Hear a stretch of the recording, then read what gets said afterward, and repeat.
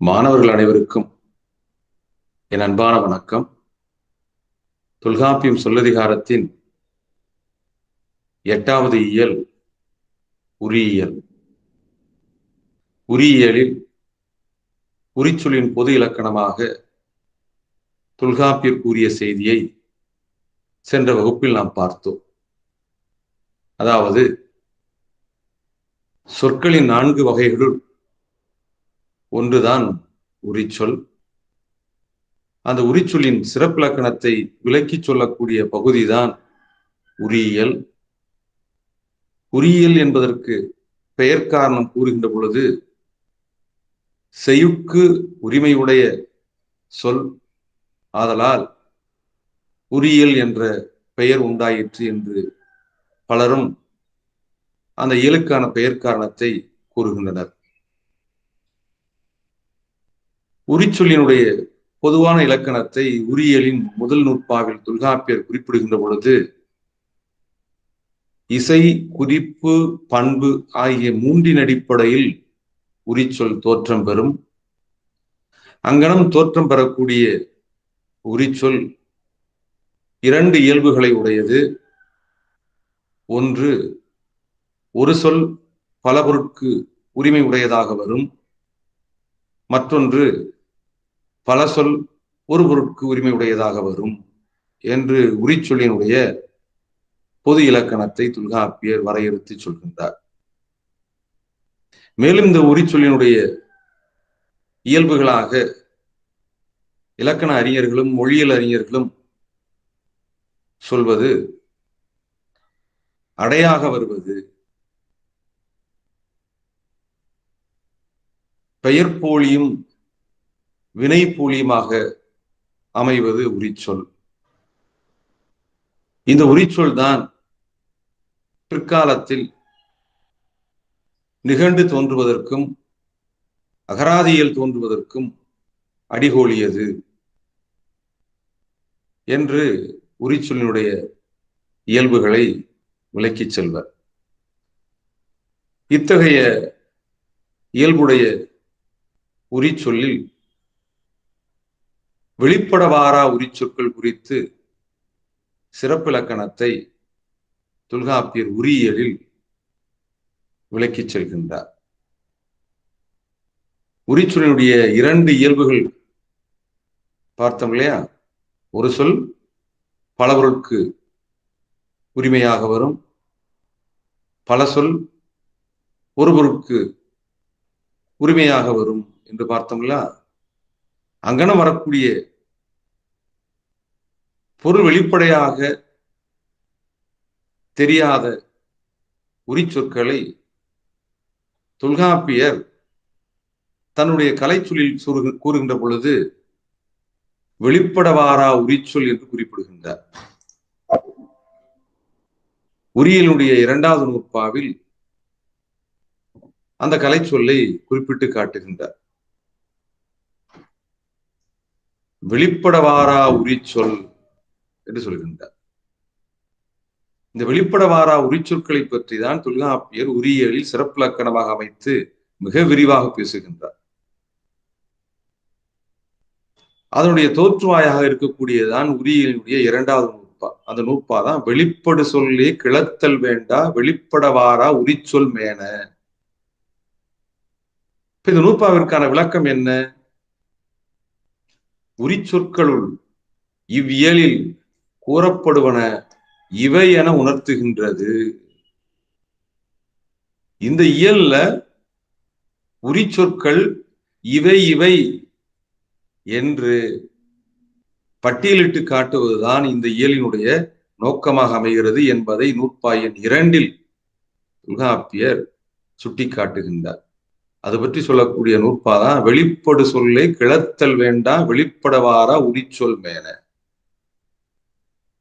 அப்ப இந்த நூற்பா எதை பற்றி பேசுகின்றது? இவ்வியலில் உரிச்சொற்களுள் கூறப்படுவன இவை என உணர்த்துகின்றது. மேலும் இந்த நூற்பாவிற்கு விளக்கம் எழுதுகின்ற பொழுது வழக்கின்கண் எல்லாரானும் அரிய பொருள் வெளிப்பட வழங்கும் உரிச்சொற்களை ஈண்டு இவ்வியலில் எடுத்து கூறுதல் வேண்டா. வழக்கின்கண் எல்லாராலும் அறிய பொருள் வெளிப்பட வழங்கும் உரி சொற்களை ஈந்து எடுத்து கூறுதல் வேண்டா. நூற்பால் எப்படி சொல்றாரு? வெளிப்படு சொல்லை கிளத்தல் வேண்டா. வழக்குல எல்லாராலும் அறிய பொருள் வெளிப்படையாக வழங்குகின்ற உரி சொற்களை இங்கு எடுத்து கூறுதல் வேண்டா. ஆக எந்த உரிச்சொற்களை பற்றி இந்த இயல் எடுத்து பேசுறாரு? வெளிப்பட வாரா உரிச்சொல் பற்றி எடுத்து பேசுகின்றார். என்ன விளக்கம் கொடுக்கிறாரு? எல்லாரானும் வெளிப்பட பொருள் அறியப்படாத உரிச்சொல் மேன பின்வரும் சூத்திரங்கள். எல்லாராலும் வெளிப்பட பொருள் அறியப்படாத உரிச்சொல் மேன, எல்லாராலையும் பொருள் வெளிப்பட அறியப்படாத உரிச்சொற்களை பற்றிய செய்திகளைத்தான் பின்வரும் சூத்திரங்கள் சொல்லுகின்றன என்பதை உரியலினுடைய 2வது நூற்பாவில் தொல்காப்பியர் சொல்கின்றார். அப்ப உரியல்ல தொல்காப்பியர் சிறப்பிலக்கணமாக வகுத்து பேசக்கூடிய செய்தி வெளிப்பட வாரா உரிச்சொற்களை பற்றிய செய்தி. அந்த வெளிப்பட வாரா உரிச்சொற்களைத்தான் தொல்காப்பியர் முதல் நூற்பாவில் 2ஆக பகுத்து சொல்கின்றார். ஒரு சொல் பல பொருளுக்கு, பல சொல் ஒரு பொருளுக்கு. இந்த 2 இயல்புல வரக்கூடிய வெளிப்பட வாரா உரிச்சொல் பற்றிய செய்திகளைத்தான் பின்வரும் சூத்திரங்கள் சொல்கின்றன என்று சொல்றார். பார்த்து மேலும் விளக்கம் எழுதுகின்ற பொழுது, வழக்கினுள் எல்லாரானும் அறிந்து பயிலப்படும் உரிச்சொற்களை மீண்டும் எடுத்துரைத்தலால் பயனின்மையின் அச்சொற்கள் இவ்வியலில் எடுத்துரைக்கப்பட மாட்டா. வழக்குல எல்லாராலும் அறிந்து பயிலப்படுகின்ற உரிச்சொற்களை மீண்டும் எடுத்து சொல்வதனால என்ன பயன்? ஒரு பயனும் இல்லை. அதனால இவ்வியலில் எல்லாராலும் அறிந்து பயிலப்படும் உரிச்சொற்களை பற்றி பேசவில்லை. அப்புறம் எந்த உரிச்சொற்களை பற்றி பேசுகின்றார்? ஒரு சொல் பல பொருட்கு உரிமை உடைய, பல சொல் ஒரு பொருட்கு உரிமை உடைய உரிச்சொற்கள். அந்த உரிச்சொற்கள் வெளிப்படையாக மற்றவர்களுக்கு தெரியாத சொற்கள். அதனுடைய பலராலும் பயிலப்படாத உரிச்சொல்லை இவ்வியலில் எடுத்துரைக்கப்படும் என ஆசிரியர் வரையறை செய்து கொண்டவாறு அதைத்தான் வெளிப்படவாரா உரிச்சொல் என்று சொல்றது. பலராலும் பயிலப்படாத உரிச்சொல்லை இவ்வியலில் எடுத்துரைக்கப்படும்.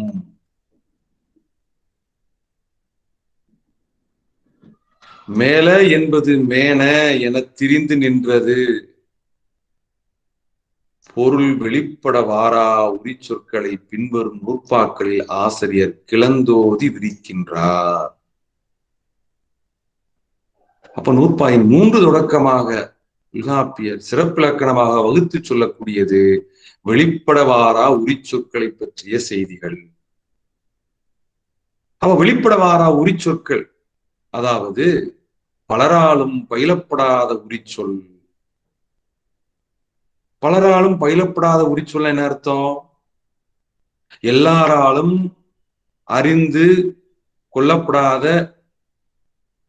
பொருளை உடைய உரிச்சொல், அத வெளிப்பட வாரா உரிச்சொல். பொருள் வெளிப்படையாக உணர முடியாத சொற்கள் தான் வெளிப்பட வாரா உரிச்சொற்கள். அந்த சொற்கள் இவை என விரித்து பேசுவதுதான் நூற்பாயின் 3 தொடக்கமாக உரியல்ல சிறப்பிலக்கணமாக வகுத்து பேசுகின்றார். அப்படி வெளிப்பட வாரா உரிச்சொற்கள் பற்றி பேசுகின்ற பொழுது மொத்தம் எத்தனை உரிச்சொற்களை தொல்காப்பியர் இந்த உரியல்ல பேசுகின்றார் என்றால் 120 உரிச்சொற்களை பற்றி இந்த உரியல்ல அவர் பட்டியலிட்டு காட்டுறார்.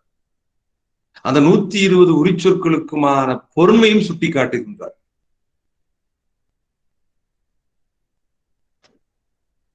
அப்ப அந்த 120 உரிச்சொற்கள்ல முதலாவதாக தொல்காப்பியர் சுட்டிக்காட்டக்கூடிய உரிச்சொல் எது என்று பார்த்தோம்னா உரு தவ நனி. என வரும் மூன்றும் மிகுதி செய்யும் பொருள என்ப. வெளிப்படவாரா உரிச்சொற்கள் மொத்தம் 120 இந்த உரியல்ல பட்டியலிட்டு காட்டுகின்றார். அந்த 120 முதலாவதாக சொல்லக்கூடிய உரிச்சொற்கள் உரு, தவ, நனி ஆகிய மூன்றும். அந்த மூன்று உரிச்சொற்களும் உணர்த்தக்கூடிய பொருள் ஒன்றுதான். என்ன பொருள்? மிகுதி என்ற பொருள். நாம் ஏற்கனவே உரிச்சொல்லினுடைய இயல்புகள் இரண்டு. ஒன்று, ஒரு சொல் பல பொருட்கு உரிமையுடையதாக வரும், பல சொல் ஒரு பொருட்கு உரிமையுடையதாக வரும் என்று பார்த்தோம். அந்த அடிப்படையில பார்த்தோம்னா பல சொல் உரு, தவ, நனி என்கிற பல சொற்கள் சேர்ந்து ஒரு பொருட்கு உரிமையுடையதாக வருகிறது. என்ன பொருள்? மிகுதி என்ற ஒரு பொருளை தருகிறது. கீழே விளக்கம் எழுதுறாரு பாருங்க. வெளிப்படவாரா உரிச்சொற்கள் தாம் உரு, தவ, நனி என வரும் மூன்று சொற்களும் மிகுதி என்னும் சொல் உணர்த்தும் குறிப்பு பொருளை உடைய என்று கூறுவர் ஆசிரியர். இப்போ உரு, தவ, நனி என்பது பல சொல் சேர்ந்து ஒரு பொருளை உணர்த்துகிறது, மிகுதி என்ற பொருளை உணர்த்துகிறது. அதே சமயத்தில் நமது உரிச்சொல் என்பது இசை, குறிப்பு, பண்பு ஆகிய மூன்றின் அடிப்படையில் தோற்றம் பெறும் பார்த்தோம். அப்ப உரு, தவ, நனி என்று சொல்லக்கூடிய மூன்று உரிச்சொல்லும் எதன் அடிப்படையில் தோன்றிய உரிச்சொல்னா குறிப்பு அடிப்படையில் தோன்றிய உரிச்சொல். அப்ப அந்த மூன்று உரிச்சொல்லும் ஒரு பாடல் எடுத்து பயின்று வருகின்ற பொழுது மிகுதி என்ற பொருளை உணர்த்தும், குறிப்பு பொருளை உணர்த்தும். எடுத்துக்காட்டு, உரு புனல் தந்து உலகூட்டி. உரு புனல், அந்த இடத்துல உரு என்பது மிகுதி என்ற குறிப்பு பொருளுடைய உரிச்சொல். மிகுதி என்ற குறிப்பு பொருளை உணர்த்தக்கூடிய உரிச்சொல் தான் உரு. உரு புனல் தந்து உலகூட்டி. அடுத்த எடுத்துக்காட்டு பாருங்க. ஈயாது வீயும் உயிர் தவப்பலவே. தவ என்பது மிகுதி என்னும் சொல் உணர்த்தும் குறிப்பு பொருளுடைய உரிச்சொல். அடுத்த எடுத்துக்காட்டு பாருங்க. வந்து நனி வருந்தினை வாலி என் நெஞ்சே.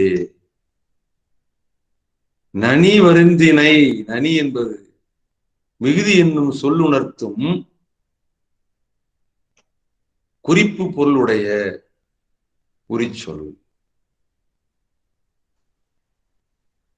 ஆக தொல்காப்பியர் 120 வெளிப்படுவாரா உரிச்சொற்கள் பற்றி உரியலில் பேசுகின்ற பொழுது முதலாவதாக உரு, தவ, நனி என்று சொல்லக்கூடிய உரிச்சொல்லை குறிப்பிட்டு அந்த மூன்று உரிச்சொற்களும் சேர்ந்து ஒரு பொருளை உணர்த்தக்கூடியது, மிகுதி என்ற பொருளை உணர்த்தக்கூடியது. எடுத்துக்காட்டு, உரு புனல் தந்து உலகூட்டி. உரு என்ற உரிச்சொல். ஈயாது வீயும் உயிர் தவப்பலவே, தவ என்ற உரிச்சொல். வந்து நனி வருந்தினை வாழி என் நெஞ்சே, நனி என்ற உரிச்சொல். இந்த மூன்று உரிச்சொல்லோடு மேலும் மூன்று உரிச்சொல்லை சேர்த்து நன்னூலார் மிகுதி என்ற ஒரு பொருளை உணர்த்தக்கூடிய உரிச்சொற்கள் 6 என்று குறிப்பிடுகின்றார். இம்மூன்றுடன் தொல்காப்பியர் குறிப்பிட்ட உரு, தவ, நனி என்ற மூன்று உரிச்சொல்லுடன் சால என்பதனையும் அடுத்து சொல்றாரு பாருங்க. உள்ளது சிறத்தல் என்னும் பொருளுடைய கூர், களி என்னும் சொற்களையும் கூட்டி சால, உரு, தவ, நனி, கூர், களி இந்த 6 உரிச்சொற்களும் சேர்ந்து ஒரு பொருளை உணர்த்தக்கூடியது. என்னது? மிகல் என்று நன்னூலார் சூத்திரம் அமைக்கின்றார். சால, உரு, தவ, நனி, கூர், களி என்னும் 6 சொற்களும் மிகுதி என்னும் பண்பை விளக்கும் உரிச்சொற்களாம் என்பதுதான் இந்த சால, உரு, தவ, நனி, கூர், களி, மிகல் என்ற சூத்திரத்திற்கான பொருளாகும். அப்ப தொல்காப்பியர் மிகுதி என்ற பொருள் தரக்கூடிய உரிச்சொல்லாக 3 குறிப்பிடுகின்றார். நன்னூலார் 6 உரிச்சொற்களை குறிப்பிடுகின்றார். அப்ப தொல்காப்பியருக்கும் நன்னூலாருக்கும் பொதுவான உரிச்சொற்கள் 3: சால, சரி, உரு, தவ, நனி. நன்னூலார் மேலும் ஒரு 3 உரிச்சொற்கள் சொல்கின்றார். அந்த 3 உரிச்சொற்களை தொல்காப்பியர் சொல்ல. அப்ப அந்த 3 எது?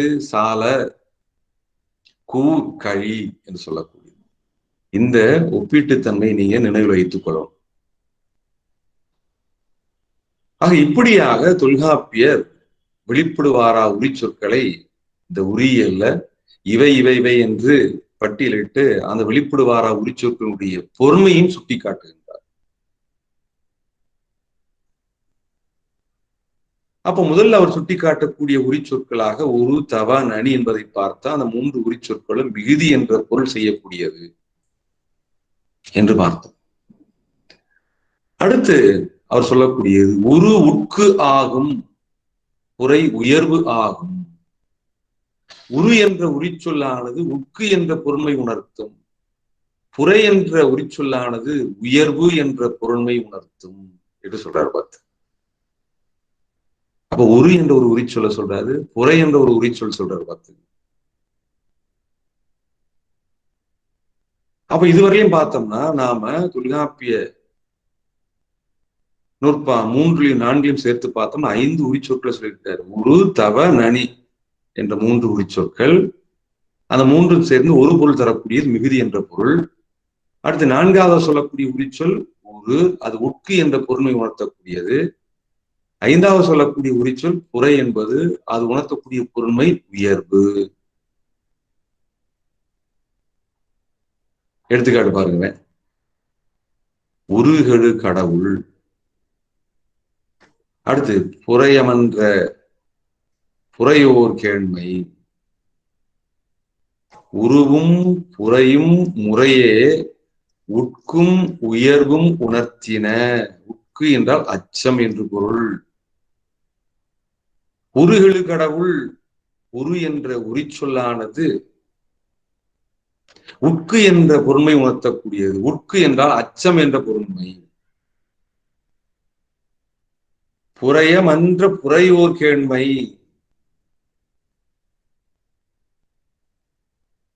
புரை, புரையோர் கேண்மை, புரை.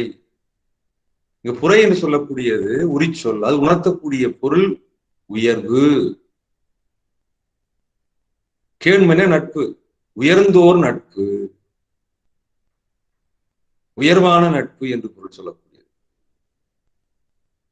அப்ப உரு என்ற உரிச்சொல் உட்கு என்ற பொருண்மை உணர்த்தக்கூடியது. அது உட்கு என்ற அச்சம் என்ற பொருண்மை. புரை என்ற உரிச்சொல்லானது உயர்வு என்ற பொருண்மை உணர்த்தக்கூடியது. அப்ப இவை இரண்டும் பார்த்தோம்னா குறிப்பின் அடிப்படையில் தோன்றிய உரிச்சொற்கள் உரு என்பதும் புரை என்பதும். இப்படியாக தொல்காப்பியர் வெளிப்படவாரா உரிச்சொற்களை பட்டியலிட்டு அவ்வுரிச்சொற்கள் உணர்த்தக்கூடிய பொருண்மையினையும் சுட்டி காட்டுகின்றார். அடுத்து நீங்க பார்க்கலாம் நூற்பா எண் 5ல குருவும் கெழுவும் நிறன் ஆகுமே. குறி என்பது ஒரு உரிச்சொல், கெழு என்பது ஒரு உரிச்சொல். இரண்டு உரிச்சொல்லும் நிறன் என்ற ஓர் பொருளை உணர்த்தக்கூடியது. ஆக பல சொல் ஒரு பொருள். குரு கெழு என்ற 2 சொல்லும் நிறன் என்ற ஒரு பொருளை உணர்த்தக்கூடியது. பண்பின் அடிப்படையில் தோன்றிய உரிச்சொற்கள் தான் குரு என்பதும் கெழு என்பதும். எடுத்துக்காட்டு பார்த்தீங்கன்னா உங்களுக்கு தெரியும். எழுதுறாரு குருமணி தாளி, செங்கேள் மென்கொடி. குருமணி தாளி என்பதுல குரு என்பது உரிச்சொல், அது உணர்த்தக்கூடிய பொருள் நிறம். செங்கேள் மென்கொடி, கேள் என்பது உரிச்சொல், அது உணர்த்தக்கூடிய பொருள் நிறன். ஆக பண்பின் அடிப்படையில் தோன்றிய உரிச்சொற்கள். அப்ப நீங்க இன்னைக்கு பாத்தீங்கன்னா என்னாச்சு? ஒரு தவ நனி உரு புரை குறு கெழு. இப்ப 3வது நூற்பா தொடக்கமாக 5ஆம் நூற்பா முடிய உள்ள நூற்பாக்கள்ல 7 உரிச்சொற்களை பற்றி சொல்லிட்டார். வெளிப்பட வாரா உரிச்சொற்கள். அது 7 உரிச்சொற்கள்ல ஒரு தவ நனி என்று சொல்லக்கூடிய 3ம் ஒரு பொருள் உணர்த்தக்கூடிய உரிச்சொல், மிகுதி என்ற பொருள். உரு என்பது உக்கு என்ற பொருளை உணர்த்தக்கூடியது, புரை என்பது உயர்வு என்ற பொருளை உணர்த்தக்கூடியது, கெளி என்பதும் குறு என்பதும் நிறம் என்ற பொருளை உணர்த்தக்கூடியது. இப்படி வெளிப்பட வாரா உரிச்சொற்களாக உரியல்ல 120 உரிச்சொற்களை பட்டியலிடுகின்றார். நீங்க உரியல்ல சேனாவரையுடைய உரையை எடுத்துக்கொண்டு அந்த வெளிப்பட வாரா உரிச்சொற்கள் எவை, உரிச்சொற்களுக்கான பொருண்மை என்ன, அதற்கான சான்று என்ன என்பதை சேனாவரையுடைய உரையின் வழியாகவும் வெள்ளைவார்னர் தொல்காப்பியம் நன்னூல் சொல்லதிகாரம் என்ற ஒப்பீட்டின் அடிப்படையில் ஒரு விளக்க உரை எழுதியிருப்பார். அந்த உரை நூலையும் எடுத்து படிச்சுப்பார். ஒவ்வொன்றும் உங்களுக்கு தெரிய வரும். பார்த்து சொல்லிட்டு அடுத்து 120 வெளிப்பட வாரா உரிச்சொற்களை சொல்லிட்டார். இப்படி சொல்லிட்டு வருவார். பார்த்து இப்ப பாருங்க, வாள் ஒளி ஆகும். வாள் என்பது உரிச்சொல், அது உணர்த்தக்கூடிய பொருண்மை ஒளி என்று சொல்றார். பார்த்து அப்ப வெளிப்பட வாரா உரிச்சொல் வாள், அது உணர்த்தக்கூடிய பொருண்மை ஒளி என்று சொல்லக்கூடியது. இப்ப அதற்கு எடுத்துக்காட்டு எழுதியிருப்பார். பார்த்துங்க, அது என்ன எடுத்துக்கிறது? ஒளி அப்படின்னா பிரகாசம் என்று சொல்லக்கூடியது.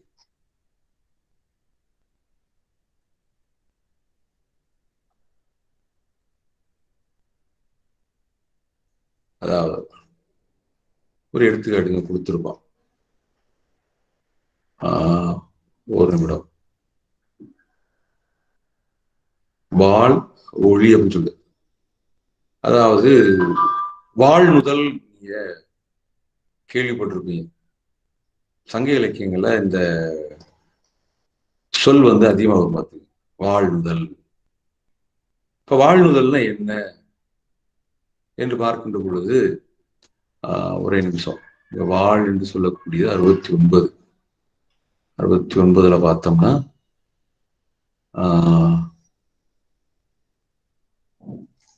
வாழ்நுதல்னா என்ன? ஒளி பொருந்திய நெற்றி என்று சொல்லுவாங்க. பார்த்து அதான் அவர் வாழ்நுதல். இப்போ வாழ் என்பதற்கு எடுத்துக்காட்டு கொடுக்குறப்ப அவங்க அந்த வாழ்நுதல் என்று சொல்லுவாங்க. ஒரு நிமிடம். இங்க தள்ளி போயிடுச்சா? தெவ்வு பிறப்பு என்று சொல்லக்கூடியது இங்கே எடுத்துக்காட்டு காமிக்கிறேன் உங்களுக்கு. வாழ்நுதல் 69 அங்கம்.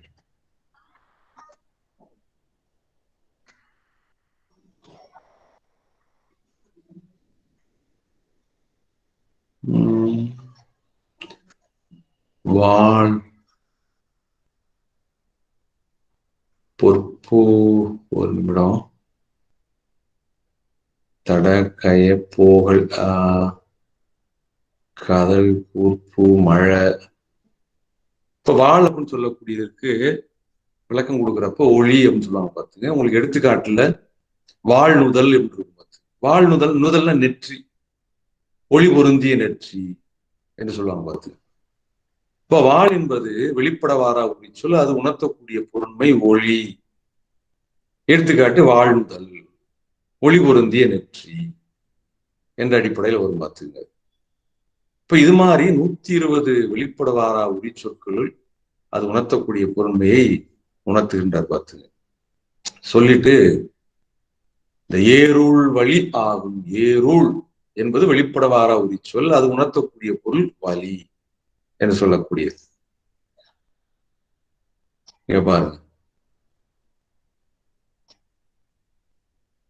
ஏருள், அது உணர்த்தக்கூடிய பொருள் வழி, வலிமை. எடுத்துக்காட்டு, பரேர் ஏருள் திணிதோள், ஏரூர் திணிதோள், பரேர் ஏரூர் ஏருள் திணிதோள் அப்படின்னா வலிமையான தோள்கள் என்று சொல்லக்கூடியது. அப்ப இது வரல சொல்லிட்டு இந்த ஏருள் என்பது சொல்லி முடிச்சுட்டு அடுத்து சொல்றாரு பாருங்க,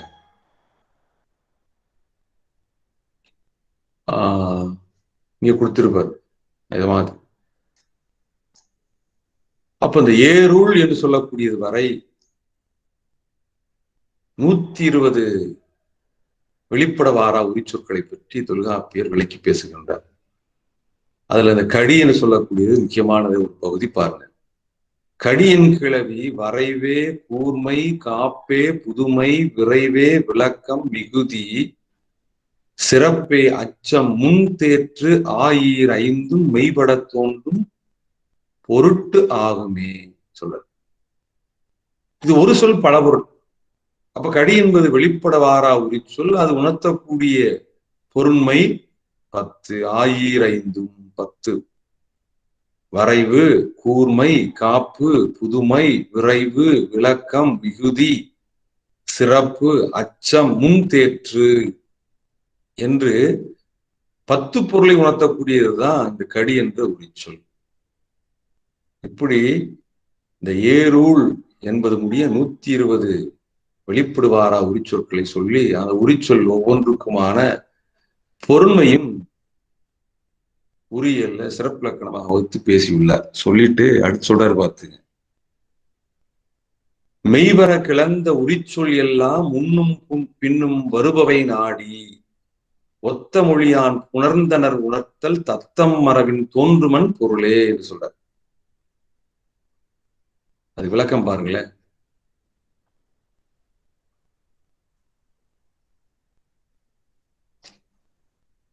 சொல்லப்பட்ட 120 உரிச்சொற்கள் இருக்கின்றன. அந்த 120 உரிச்சொற்கள் எப்படி பொருள் கொள்ள வேண்டும் என்பதை சொல்றாரு பார்த்து. மெய்வர கிளந்த உரிச்சொல் எல்லாம் முன்னும் பின்னும் வருபவை நாடி ஒத்த மொழியான் புணர்த்தனர் உணர்த்தல் தத்தம் மரபின் தோன்றுமன் பொருளே. இந்த ஏருள் வழி என்பது முடிய, ஏருள் என்பது முடிய 120 வெளிப்படுவாரா உரிச்சொற்களை சொல்லி முடிச்சிட்டாரு. அந்த வெளிப்படுவாரா உரிச்சொற்களுடைய பொருமையும் சொல்லி முடிச்சிட்டாரு. ஒவ்வொரு வெளிப்படுவாரா உரிச்சொல்லுடைய பொருண்மை என்ன என்று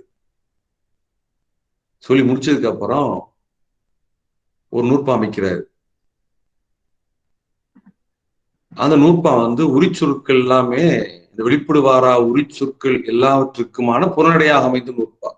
அதான் மெய்பெற கிளந்த உரிச்சொல் எல்லாம் முன்னும் பின்னும் வருபவை நாடி ஒத்த மொழியான் புணர்த்தனர் உணர்த்தல் தத்தம் மரபின் தோன்றுமன் பொருளே.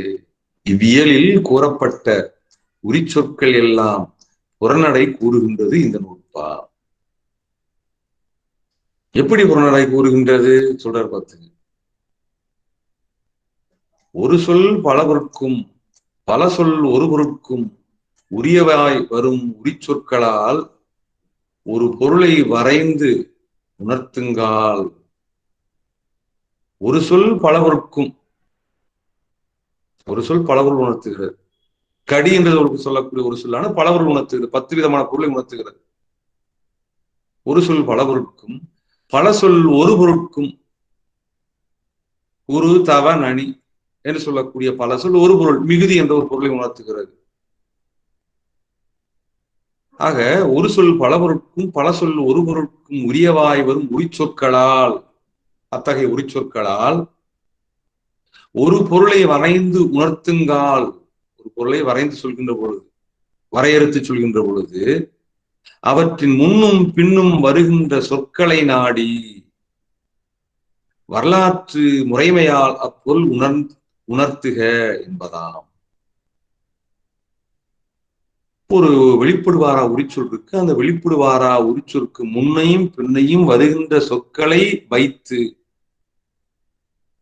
வரலாற்று முறைமையால் அப்படின்னா மரபு முறையால் நீ பொருள் உணர்த்துக என்று சொல்றாரு பார்த்துங்க. சொல்லிட்டு சொல்றாரு பாருங்க, அந்த நூற்பாவுக்கு மேலும் விளக்கம் எழுதுகின்றோன்னு சொல்றாரு. போகுக கொடி மருங்குள் என்பதில் போகல் என்பது கொடியென முன்வரும் சொல்லால் நேர்மையை உணர்த்திற்று. போகுக கொடிமருங்குள் என்ற ஒரு பாடலடியில போகல் என்பது கொடியென முன்வரும் சொல்லால், போகுக என்ற அந்த சொல்ல முன்னே வரக்கூடிய சொல் என்னது? கொடி. அந்த சொல்லால் போகல் என்பது என்ன பொருளை உணர்த்துகிறது? நேர்மையை உணர்த்திற்று. ஆனா தொல்காப்பியர் 120 வெளிப்படுவாரா உரிச்சொற்கள்ல ஒன்றாக போகல் என்பதை குறிப்பிடுகின்றார்.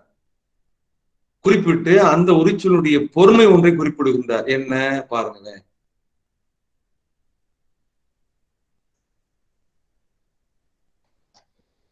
அந்த உரிச்சொல் காமிக்கிறார்.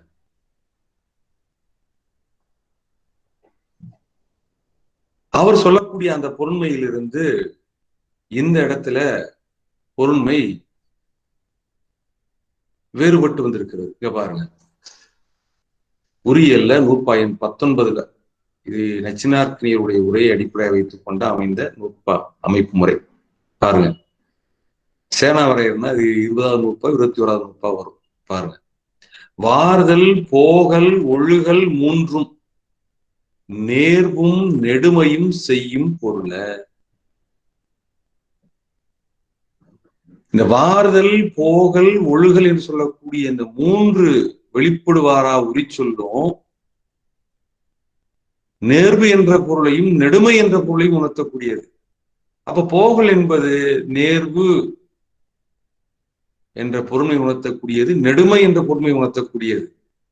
ஆனால் இங்க கவனிங்க, போகுக கொடிமருங்குள் என்ற பாடலடியில் போகல் என்பது கொடி என முன்வரும் சொல்லால் நேர்மையை உணர்த்திற்று. அப்ப போகல் என்பது இந்த இடத்துல நேர்மை என்ற பொருள் வருகிறது. ஆனா தொல்காப்பியர் என்ன பொருண்மை சொல்லியிருக்காரு பாத்தீங்க, போகல் என்று சொல்லக்கூடிய அந்த உரிச்சொல் நேர்வு நெடுமை.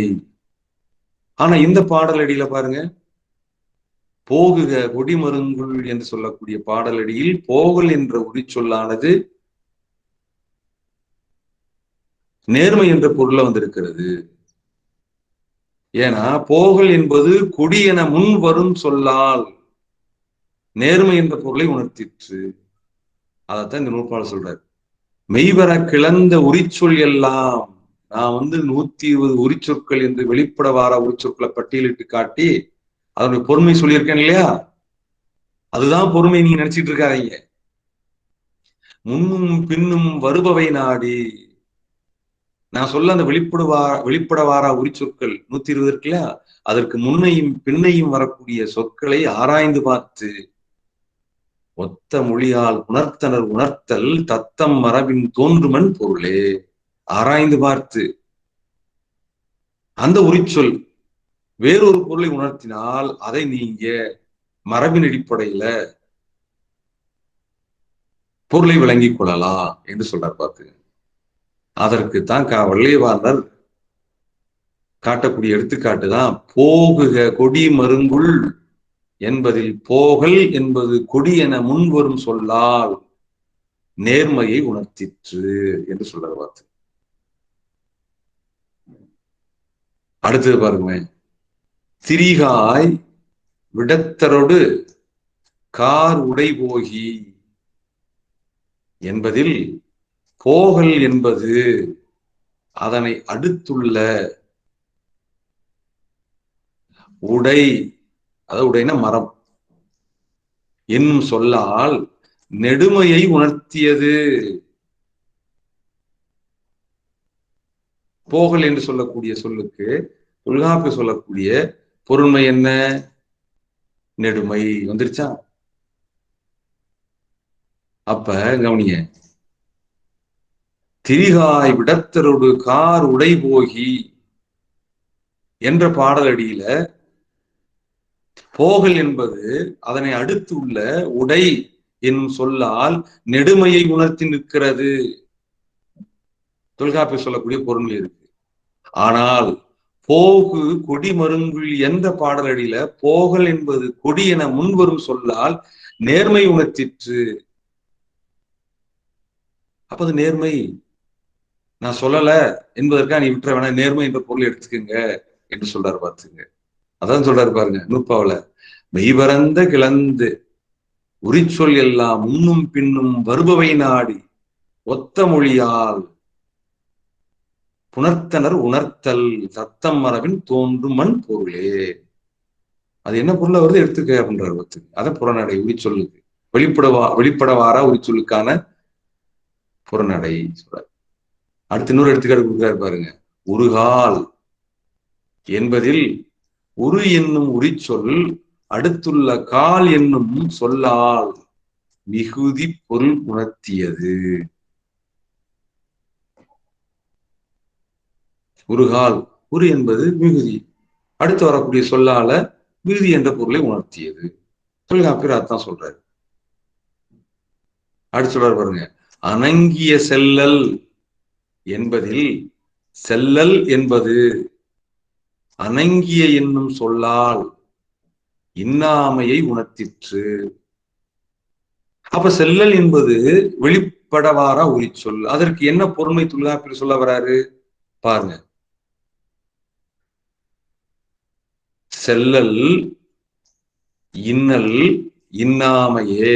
செல்லல் என்ற வெளிப்படவாரா உரிச்சொல்லும் இன்னல் என்ற வெளிப்படவாரா உரிச்சொல்லும் இன்னாமை என்ற பொருண்மை உணர்த்தக்கூடிய உரிச்சொற்கள். அப்ப தொல்காப்பியர் சொல்ல அந்த பொருண்மையைத்தான் இந்த இடத்துல செல்லல் என்ற அந்த உரிச்சொல்லானது உணர்த்துகிறது. என்ன பொருளை உணர்த்துகிறது? இன்னாமை என்ற பொருளை உணர்த்திற்று. இங்கனம் கூறவே முன்னும் பின்னும் மொழி எடுத்து வருதலும் என இடைச்சொற்கு ஓதிய விதி உரிச்சொற்கும் கூறினாராயிற்று என்பர் நச்சினார்க்கினியர். அந்த விதி இங்கேயும் பொருந்தும். முன்னும் பின்னும், அந்த உரிச்சொல்லுக்கு முன்னையும் உரிச்சொல்லுக்கு பின்னையும் வரக்கூடிய சொல்லின் பொருளை ஆராய்ந்து பார்த்து அந்த உரிச்சொல்லினுடைய பொறுமையை நீங்கள் உணர்தல் வேண்டும் என்று சொல்கின்றார். நான் இந்த உரிச்சொல் இந்த பொறுமை என்று சொல்லியிருப்பேன், அதே பொறுமைதான் எல்லா இடத்திலையும் வரும் என்று நீங்கள் கருத வேண்டாம். முன்னையும் பின்னையும் வரக்கூடிய சொல்லை ஆராய்ந்து பார்த்து அந்த உரிச்சொல் வேறொரு பொருளை உணர்த்தியற்று என்று சொன்னால் மரபின் அடிப்படையில் அந்த சொல்லுக்கு அந்த பொருளை கொள்க என்று சொல்ல வர்றார். பார்த்து ஏன்னு கேட்டீங்கன்னா, போகல் என்று சொல்லக்கூடியதற்கு தொல்காப்பியர் சொல்லக்கூடிய பொருண்மை என்ன? நேர்வு நெடுமை. ஆனா பாடலடியில முன்வரும் சொல்லால் போகுக கொடி மருங்குள் என்ற பாடலடியில போகல் என்ற சொல்லின் முன்னே கொடி என்ற சொல் வந்ததனால அந்த போகல் என்பது நேர்மை என்ற பொருளை உணர்த்துகிறது. அப்ப நேர்மை என்ற பொருளை எடுத்துக்கங்க. அப்ப இந்த இடத்துல போகல் என்பது வெளிப்பட வாரா உரிச்சொல். வெளிப்பட வாரா உரிச்சொல். அந்த உரிச்சொல்லுடைய பொறுமை என்ன? நேர்மை என்று சொல்லக்கூடிய. அதே சமயத்துல திரிகாய் விடத்தரோடு கார் உடை போகி என்ற பாடலடியில போகல் என்பது வெளிப்பட வாரா உரிச்சொல். அப்ப அதற்கு அடுத்துள்ள சொல் உடை, அதாவது மரம் என்ற பொருள் தரக்கூடிய அந்த உடை என்ற சொல். அதை வைத்து பார்க்கின்ற பொழுது போகல் என்பது நெடுமை என்ற தொல்காப்பியர் சொல்லிய பொருண்மை உணர்த்துகிறது என்று தொல்காப்பியர் நான் வெளிப்படவாரா உரிச்சொற்கள் என்று 120 உரிச்சொற்கள் சொல்லி அந்த 120 உரிச்சொற்களுக்குமான பொருண்மையை நான் விளக்கி இருக்கிறேன். அந்த பொருண்மையை தாண்டி அந்த பொருண்மையை தாண்டி வேறொரு பொருண்மை வந்ததுன்னா அவற்றையும் நீங்கள் மரபின் அடிப்படையில் எடுத்துக்கொள்ளுங்கள் என்று சொல்றார். அது எப்படி எடுத்துக்கிறணும்? அந்த உரிச்சொல்லுக்கு முன்னையும் பின்னையும் வரக்கூடிய சொற்களை ஆராய்ந்து பார்த்து எடுத்துக்கொள்ளுங்கள் என்று சொல்றார். மேலும் பொருண்மைக்கு வழிகாட்டுகிறார் பார்த்துங்க. அதே மாதிரி அடுத்து வரக்கூடிய நூற்பாளர் சொல்றாரு பார்த்துங்க. கூறிய கிளவி பொருள் நிலை அல்ல, வேறு பிற தோன்றினும் அவற்றொடு குழலே. கூறிய கிளவி பொருள் நிலை அல்ல, வேறு பிற தோன்றினும் அவற்றொடு குழலே. இதுவும் அந்த உரிச்சொல்லுக்கான பொருநடையாக அமையக்கூடிய நுட்பம். உரிச்சொற்களின் முன்னும் பின்னும் வரும் சொற்களை நாடிய வழி ஆராய்ந்த வழி முற்கூறிய உரிச்சொற்களின் பொருள் நிலைமையா அல்லாத வேறு பிற பொருள் தோன்றுமாயினும் முற்கூறப்பட்டவற்றோடு அவற்றையும் கொள்க என்று சொல்ற. அந்த உரிச்சொற்களுக்கு பொருள் சொல்லியிருக்காரு இல்லையா, அத முற்கூறிய உரிச்சொற்களின் பொருள் நிலைமை அல்லாத வேறு பிற பொருள் தோன்றுமாயினும் முற்கூறப்பட்டவற்றோடு அவற்றையும் கொள்க.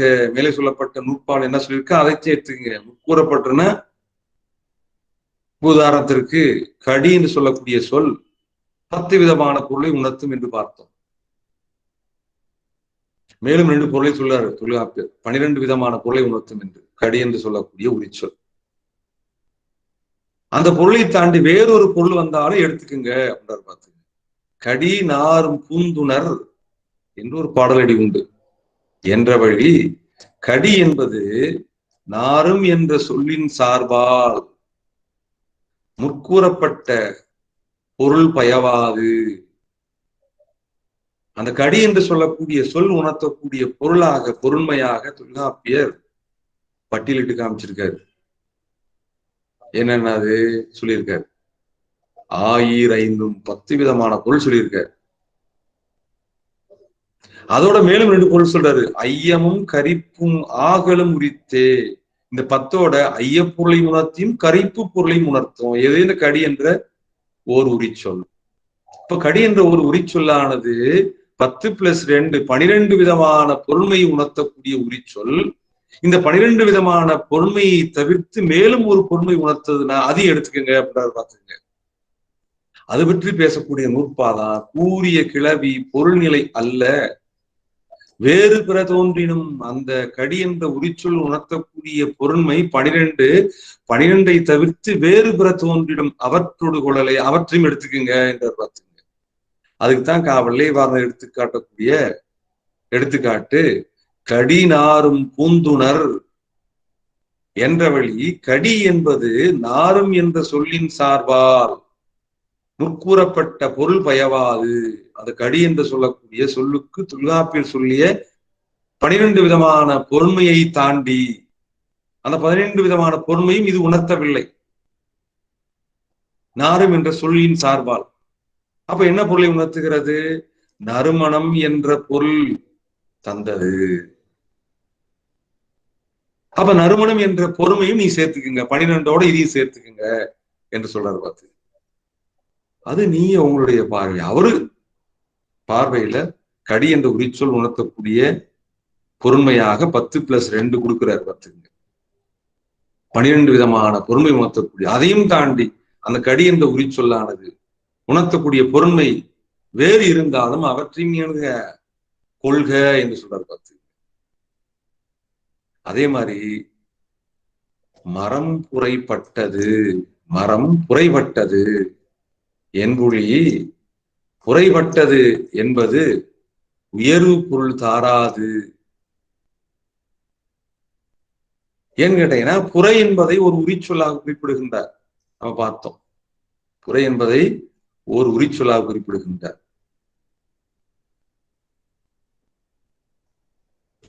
அந்த உரிச்சொல் உணர்த்தக்கூடிய பொருண்மை உயர்வு என்று பார்த்தோம். பாருங்க, புரை உயர்வு ஆகும். இப்ப புரை என்பது வெளிப்படவார உரிச்சொல், அது உணர்த்தக்கூடிய பொருண்மை உயர்வு என்று தொல்காப்பியர் சொல்லிட்டார். அப்ப அதே அடிப்படையில் எல்லா இடத்துலையும் பார்க்க கூடாது.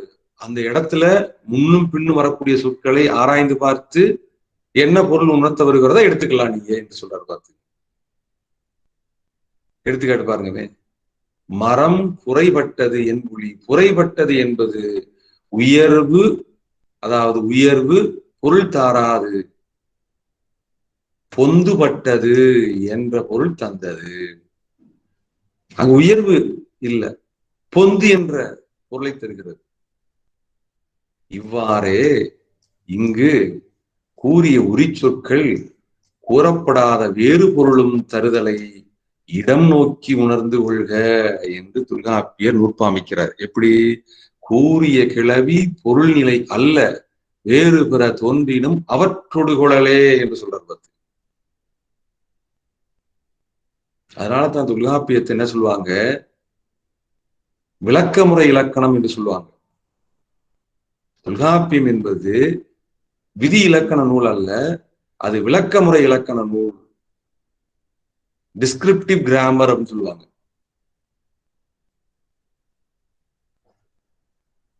சரியா? அடுத்து சொல்றாரு, அந்த உரிச்சொற்களுக்கான பொருளை எப்படி நாம உணர்த்த வேண்டும் என்று சொல்றாரு. பொருட்கு பொருள் தெரியின் அது வரம்பின்றே. அந்த வெளிப்பட வாரா உரிச்சொற்களுக்கு பொறுமை உணர்த்துகின்றார். அந்த பொறுமைக்கும் பொருள் தெரியவில்லை என்று சொல்லி மேலும் பொறுமை உணர்த்தம்னா இப்படி சொல்லிக்கிட்டே போகலாம் அப்படின்றது. அதான் பொருட்கு பொருள் தெரியின் அது வரம்பின்றே எழுதாரு பாருங்க. பயிலாத சொற்களை பயின்ற சொற்களோடு சார்த்தி பொருள் உணர்த்துங்கால் படும் முறைமை உணர்த்துகின்றது இந்த நூற்பா. அந்த வெளிப்பட வாரா உரிச்சொற்களுடைய பொருளை உணர்த்துகின்ற பொழுது பயின்ற சொற்களை சார்த்தி உணர்த்துகின்றோம். அந்த பயின்ற சொற்களுக்கும் பொருள் தெரியலைன்னா மேலும் ஒரு சொற்களை நம்ம சொல்லி பொருளை விளக்க முயற்சிக்கிறோம். அப்பயும் பொருள் விளங்குனா இப்படி சொல்லிட்டே போனோம்னா அதற்கு எல்லை இல்லை என்று சொல்ல, வரம்பு இல்லை. எப்படி சொல்றாரு பாருங்க, ஒரு சொல்லை ஒரு சொல்லால் பொருள் உணர்த்திய வழி, அப்பொருள் உணர்த்த வந்த சொற்கும் பொருள் யாது என பொருளுக்கு பொருள் தெரிய வினவுமாயின் அவ்வினா விடை கூறுதற்குரிய வரம்பின்றி ஓடும். எல்லையெல்லாம் ஓடிட்டே இருக்கும். புறைனா வெளிப்படவார உரிச்சொல், அதற்கு பொருண்மை என்ன? உயர்வு. உயர்வுனா என்ன என்று கேட்டோம்னு வச்சுக்கோங்க. அப்படி கேட்டுட்டே போனோம்னா அந்த பொறுமை விளக்குவதற்கு எல்லை இல்லாமல் போயிட்டே இருக்கும் என்று சொல்றாரு. பார்த்து சொல்லிட்டு ஆதலால் பொருட்கு பொருள் தெரியற்க என்று சொல்றாரு. பார்த்து எடுத்துக்காட்டு கொடுக்கிறாரு. உரு தவ நனி என்பவற்றை மிகுதி பொருளை என்றார் ஆசிரியர். சொல்லிட்டார். மிகுதியாவது யாது என ஒருவன் வினவின் ஒன்றை விட பெரியது என்று கூறலாம்.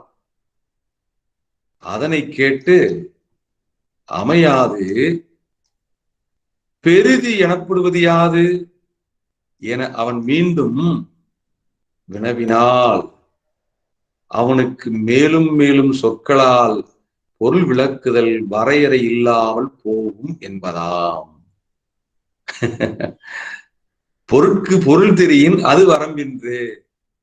ஒரு சொல்லுக்கு பொருள் சொல்றோம், அந்த பொருள் சொல்லிய சொல்லுக்கு பொருள் தெரியல மேலும் ஒரு பொருள் சொல்றோம், அந்த சொல்லுக்கும் பொருள் தெரியல மேலும் ஒரு சொல் சொல்றோம். இப்படி சொல்லிட்டே போனோம்னா அதற்கு வரம்பு இல்லை என்று சொல்றாரு. பார்த்துக்க, எடுத்துக்காட்டும் கொடுக்கிறாரு. காவல்லை வார்னர் தொல்காப்பியம் நன்னூல் சொல்லதிகாரம் என்ற புத்தகத்துல ஒரு தவ நனி என்பவற்றை மிகுதி பொருளை என்றார் தொல்காப்பியர். மிகுதியாவது யாது என ஒருவன் கேட்டால் ஒன்றை விட பெரியது என்று கூறலாம்.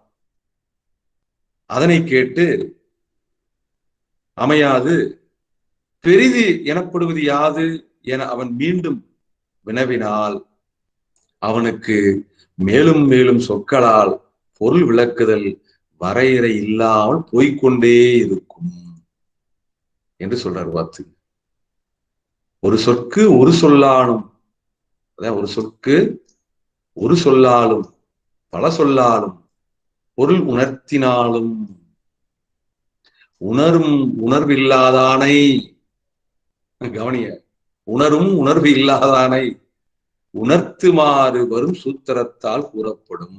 அடுத்து வரக்கூடிய சூத்திரத்தை சொல்றாரு. ஒரு சொல்லுக்கு ஒரு சொல்லால் பொருள் உணர்த்தலாம், பல சொல்லாலும் பொருள் உணர்த்தலாம். அப்படி உணர்த்தியும் அவன் உணரவில்லை என்று சொன்னால் எப்படி உணர்த்த வேண்டும் என்பதை அடுத்த நூற்பால சொல்றார். இப்ப சால, சரி, உரு, தவ, நனி இந்த 3 உரிச்சொற்களும் மீதி என்ற பொருள் தரும் என்று தொல்காப்பியர் சொல்லிட்டார். மீதினா என்ன? ஒன்றை விட பெரியது என்று விளக்கி பார்க்கிறேன். அப்ப அவனுக்கு பொருள் புரியாம பெரிதுனா என்ன அப்படின்னு கேட்கிறான். அப்ப அவனுக்கு இப்படி மீண்டும் மீண்டும் வினாக்கள் கேட்க கேட்க நம்ம மேலும் மேலும் அந்த சொல்லுக்கு பொருள் சொல்லிக் கொண்டே போனோம்னா ஆரம்பில்லாமல் போய்கொண்டே இருக்கும். அப்படி இருக்கின்ற பொழுது அவனுக்கு எப்படி பொருளை புரிய வைப்பது என்பதற்கான வழிமுறையும் தொல்காப்பியர் நூற்பாவில் அமைத்திருக்கின்றார். எப்படி? பொருட்கு திரிபி இல்லை உணர்த்த வல்லின். பொருட்கு திரிபி இல்லை உணர்த்த வல்லின் என்று குறிப்பிடுகின்றார். பார்த்துங்க, இது சொற்பொருள் உணர்த்துமாறு கூறுகின்றது இந்த நூற்பா. எப்படி?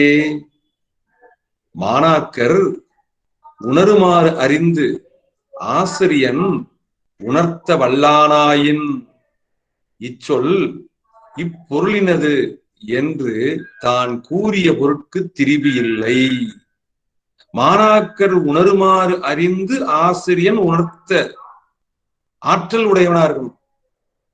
இச்சொல்லுக்கு இப்பொருளினது என்று தான் கூறிய பொருட்கு திரிபி இல்லாமல் ஆசிரியன் மாணாக்கருக்கு உணருமாறு சொல்ல வேண்டும். அந்த சொல்வதில் ஆசிரியன் வல்லமை படைத்தவனாக இருக்க வேண்டும் என்று சொல்ற. பார்த்து, அதான் பொருட்கு திரிபி இல்லை. மாணவனுக்கு பொருள் திரிபி இல்லாமல் உணர்த்துகின்ற ஆற்றல் ஆசிரியன் இடத்தில் இருத்தல் வேண்டும் என்று சொல்றார். பார்த்துங்க, எப்படி சொல்லணும்? எடுத்துக்காட்டு கொடுக்கிறாரு. உருகால் என்புலி என்ற இடத்து உரு என்பது மிகுதி என்றால் உணராதானை. உருனா உரிச்சொல்பா, அந்த உரிச்சொல்லுடைய பொருள் மிகுதி என்ற பொருளை உணர்த்தக்கூடியது. சொல்லியாச்சு. சொன்னதுக்கு அப்புறமும் மிகுதி என்ற கூடிய சொல்லினுடைய பொருளை உணரவில்லை என்று சொன்னால் எப்படி அவனுக்கு பொருளை உணர்த்துவது? சொல்றாரு பாது. உருகால் என்புலி உரு என்பது மிகுதி என்றால் உணராதானை கடுங்காற்றினது வழிகண்டாய் ஈண்டு உரு என்னும் உரி சொல்லால் உணர்த்தப்படுவது என்று தொடர்மொழி கூறியோ உணர்த்தலாம். நான் என்னுடைய குறிப்புல உங்களுக்கு ஒரு பகுதி அனுப்பிச்சிருப்பேன். பார்த்துங்க, என்னுடைய குறிப்புல ஒரு பகுதி இருக்கும். அந்த உரு என்று சொல்லக்கூடிய சொல்லுது. ஒருத்தனுக்கு நாம பொருளை விளக்குற அப்பயும் புரியலாம். ஆசிரியர் எப்படி ஆசிரியருக்கு மாணவர்களுக்கு உணர்த்தக்கூடிய திறமை இருக்குன்னு சொல்றாரு. பார்த்து, உணர்த்தவள்ளின் சொல்றாரு. பார்த்து, உருகால் அப்படின்னா மிகுதி, மிகுந்த காற்று என கூறாது மரங்கள் சாயுமாறு மிகுந்த காற்று என கூற வேண்டும் என்றுதான் சொல்லணும். பார்த்துங்க, அப்பனா அவனுக்கு புரியும். பார்த்துங்க, ஒரு தொடர்மொழியா சொல்லணும். இப்போ உருகால் என்புலி உரு என்பது மிகுதி என்றால் உணராதானை கடுங்காற்றினது வழிகண்டாய் ஈண்டு உரு என்னும் உரி சொல்லால் உணர்த்தப்படுவது என்று தொடர்மொழி கூறியோ ஒரு வாக்கியமாக நம்ம சொல்லி விளக்கலாம். ஒன்னில்லப்பா, உருகால் என்பது கடுங்காற்று வீசுகின்ற பொழுது மரம் சாயும் இல்லையா, அதுதான் என்று சொல்லலாம். பார்த்து, அப்பயும் அவனுக்கு புரியலையா? என்ன பண்றது? கடுங்காற்று வீசும் இடத்து அவனை கொண்டு நிறுத்தியோ மாணாக்கன் உணர்வும் வாயில் அறிந்து உணர்த்த வல்லானாயின் அப்பொருள் திரிவுபடாமல் அவன் உணரும். ஆக உரிச்சொல் வெளிப்படவாரா உரிச்சொல்லுடைய பொருளை எப்படி உணர்த்தல் வேண்டும் என்பதைத்தான் இந்த நூற்பாளர் சொல்றாரு, பொருட்கு திருவி இல்லை உணர்த்த வள்ளின். இச்சொல் இப்பொருளினது என்று தான் கூறிய பொருட்கு திரிபி இல்லாமல் மாணவன் உணருமாறு அறிந்து சொல்கின்ற ஆற்றல் ஆசிரியனிடத்தில் இருத்தல் வேண்டும் என்று சொல்றார். எடுத்துக்காட்டு உருகால். உரு என்பது மிகுதி என்ற பொருளை உணர்த்தக்கூடியது. அப்ப மிகுதி என்று பொருள் தெரியாதானை ஒரு தொடர்மொழி கூறி உணர்த்தலாம். எப்படி? கடுங்காற்றினால் மரம் சாயும் என்று தொடர்மொழி கூறி உணர்த்துறான். அப்பயும் அவனுக்கு புரியலையா? எப்படி சொல்றது? கடுங்காற்று வீசும் இடத்து அவனை கொண்டு நிறுத்தியோ மாணவனை உணரும் வாயில் அறிந்து உணர்த்த வேண்டும் என்று சொல்றாரு. பார்த்துங்க, அது அனுபவத்தினால் காட்டி உணர்த்தவும் உணராதானுக்கு அறிவுறுத்த முயலுதல் பயனில் செயலாம் என உணர்த்துவது வரும் சூத்திரத்தால் அறிய வருகிறது. கடுங்காற்று வீசக்கூடிய இடத்துல கொண்டு போய் நிறுத்தி அந்த உணர்வை நம்ம உணர வைக்கிறோம், மிகுதி என்று சொல்லக்கூடிய உணர்வை. அப்பயும் அவன் உணரவில்லை என்று வச்சுக்கோங்க, அவனுக்கு எப்படி பொருளை உணர்த்துவது? அதற்குதான் அடுத்த நூற்பாளர் சொல்றார், உணர்ச்சி வாயில் உணர்வோர் வழித்தே. வெளிப்பட தொடர்மொழி கூறியோ அல்லது பொருளை நேரில் காட்டியோ உணர்த்தவும் உணராதானை உணர்த்தும் வழி இல்லை. எல்லா வகையிலும் உணர்த்துவதற்கு ஆசிரியர் முயற்சி பண்றாரு, அப்பயே அவனை உணரவில்லை என்று சொன்னோம்னா அப்படி உணராதானை உணர்த்தும் வழி இல்லை. உணர்ச்சியது வாயில் உணர்வோரது உணர்வினை வழியாக உரைத்தாகலான்